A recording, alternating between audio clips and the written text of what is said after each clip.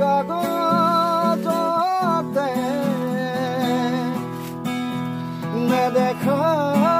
ৰেখা তাৰি নিয়ৰৰে ফুল এপাহ ফুৰিল কেৰি সিদিনা বেলি এইটো চা ঐ ডাঙৰ ডাঙৰ পানী অনালৈ অলপ বুঢ়া বুঢ়া চিংগি দেই ঝুকে ধৰিছিলে তোমাৰ ভৰি কলা ফুল ধৰিছিলা মোৰে ৰেণুহাত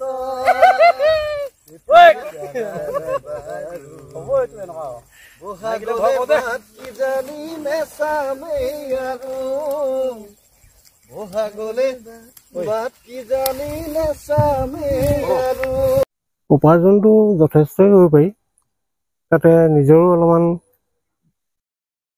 নিজেই চেষ্টা কৰিব লাগিব অলপ কষ্টও কৰিব লাগিব শাৰীৰিক কষ্টও কৰিব লাগিব খৰচ পাতি কৰিব লাগিব যথেষ্টখিনি কৰিবলগীয়া হয় বৰ্তমানলৈকে আমাৰ উপাৰ্জন একেবাৰে কম বুলিও ক'ব নোৱাৰি বহুত অধিক বুলিও ক'ব নোৱাৰি যিহেতু বতৰো খৰাং এনেকুৱা বতৰত অসুবিধা হয় কিছুমান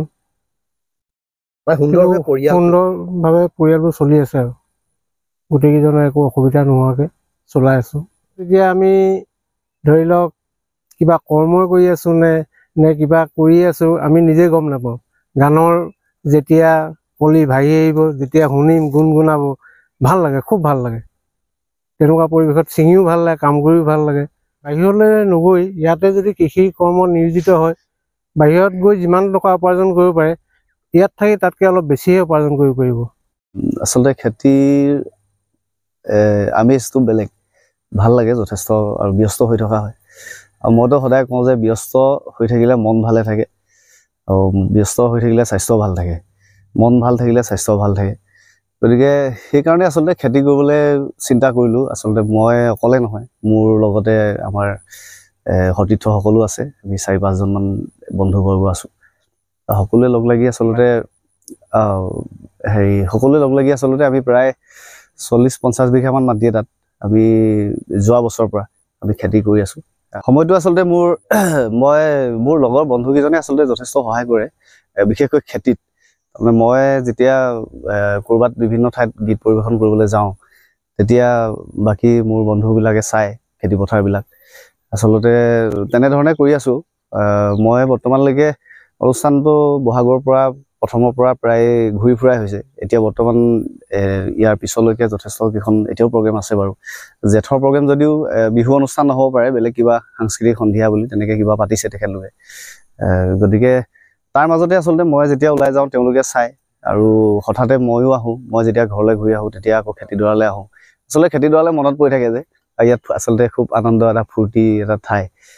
এটা খুব ধুনীয়া প্ৰাকৃতিক পৰিৱেশ সেয়েহে প্ৰায় আহি থাকোঁ মই ইয়ালৈ আচলতে কি হয় মোৰ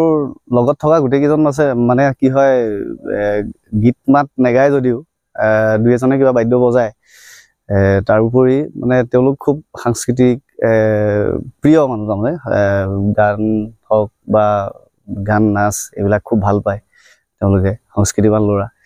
গতিকে মোকো খুব উৎসাহিত কৰে তেওঁলোকে আৰু সেইকাৰণে মোক এইও পঠাই দিয়ে তই যা তই তোৰ কামখিনি কৰি আহ তাৰপিছতে আমি চাম তেনেকুৱা আচলতে মিলা প্ৰীতিয়ে ধুনীয়াকৈ কৰি আছোঁ আমাৰ কাম কাজবিলাক উপাৰ্জনৰ ক্ষেত্ৰত আচলতে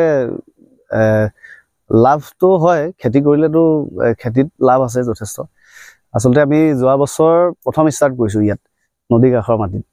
তাৰপিছতে প্ৰথম আমি খেতি কৰি আমি বিভিন্ন ধৰণৰ খেতি কৰিলোঁ আলু খেতি কৰিলোঁ আলুৰ পৰাও যথেষ্ট উপাৰ্জন হ'ল আমাৰ তাৰোপৰি মটৰ খেতি কৰিলোঁ ৰঙালাও খেতি কৰিলোঁ তাৰপিছতে বিভিন্ন ধৰণৰ আৰু কিবা আমাৰ লাও জাতীয় বিভিন্ন ধৰণৰ শস্য